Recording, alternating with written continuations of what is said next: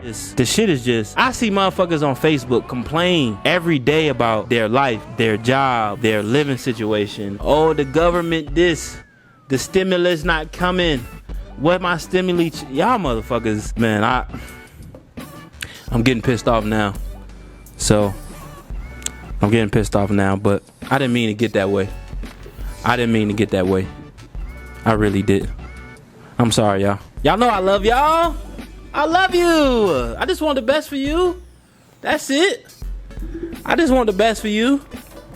I really just wanted the best for y'all, man. Invest into yourself. I don't care how small it is. I don't care how small it is. You know, I don't care if you make bracelets, rubber bands, if you make sponges, if you make t-shirts, if you make smoothies, if you make cakes. Invest into yourself. Like this put your time and energy. I promise you. Listen, I guarantee you, if you listening to this, if you watching this, thank you, first of all. But if you listen to this, you watching this, do me one favor.